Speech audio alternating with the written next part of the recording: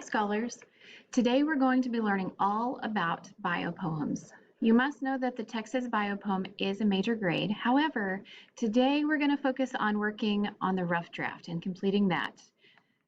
Let's take a look at the Learn It section of the biopoem.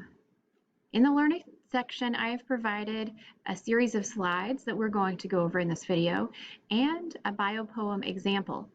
This example is fantastic, and I encourage each of you to take a look at it so you will understand what a biopoem is even more in depth. Click here so we can look at the slides. All right, the first slide says Texas Biopoem. What is a biopoem? A biopoem is a simple poem written about a person, and it follows a predictable pattern. A biopoem generally doesn't rhyme, and they can be autobiographical or biographical. This is the first major grade of the 6 weeks, and you will see it under academic achievement in Schoology and in Hack. Let's talk about the rough draft. Here's what you're going to need to do. You'll need to complete the rough draft in the Google Doc template that I have provided for you under the Practice It section.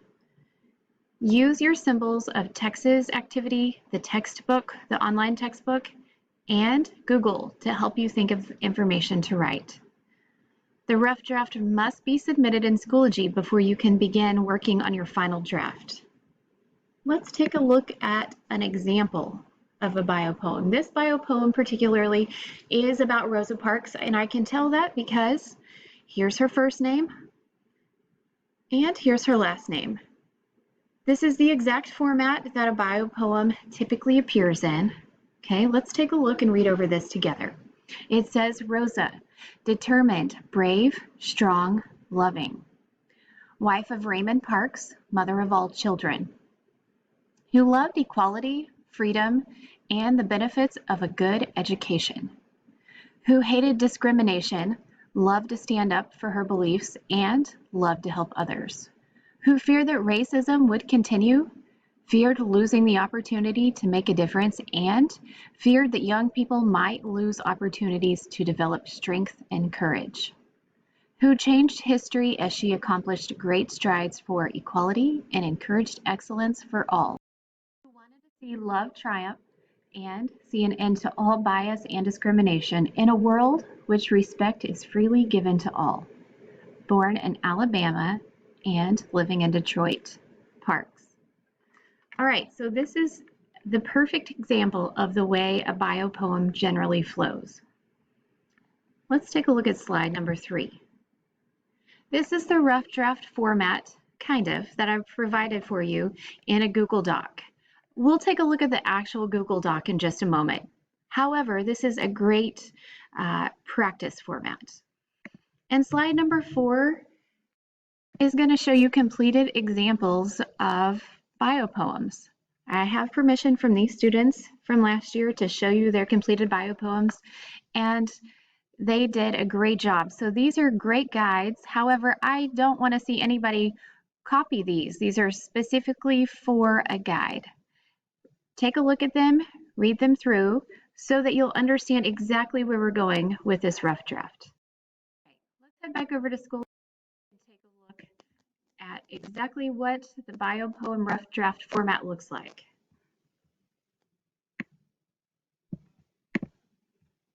It's going to be in the Wednesday folder under the Practice It portion. Practice It says Texas Biopoem Rough Draft Template.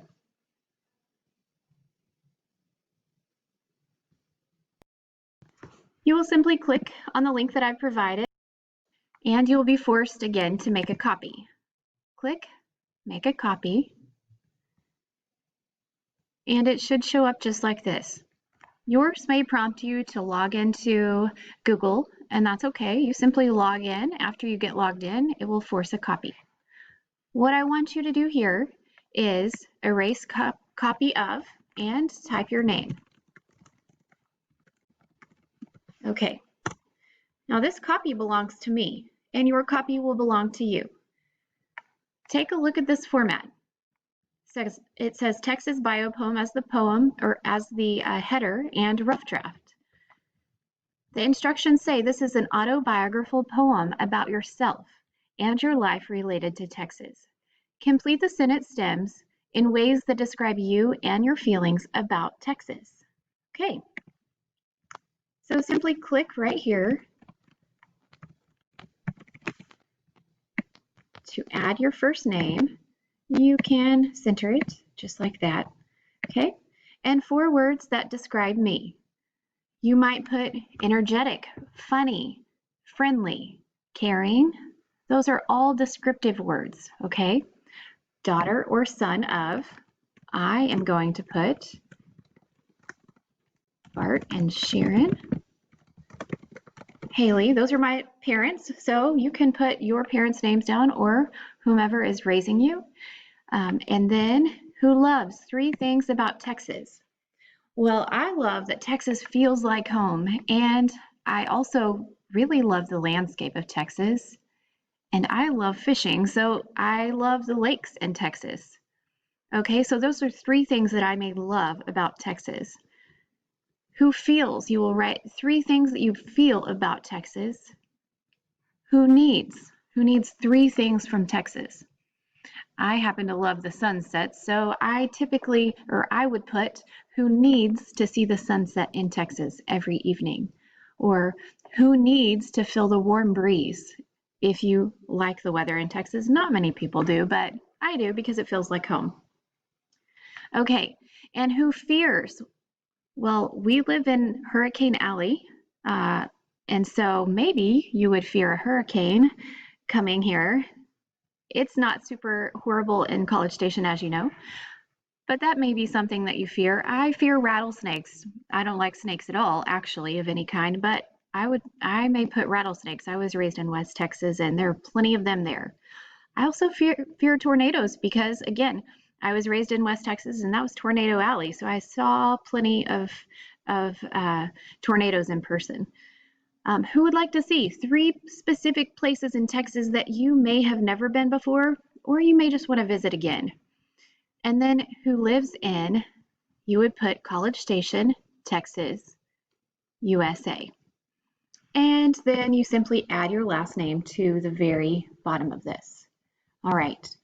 Hopefully that gives you some good information to start your rough draft. If you have any questions, you can simply use the message app to send me a message question.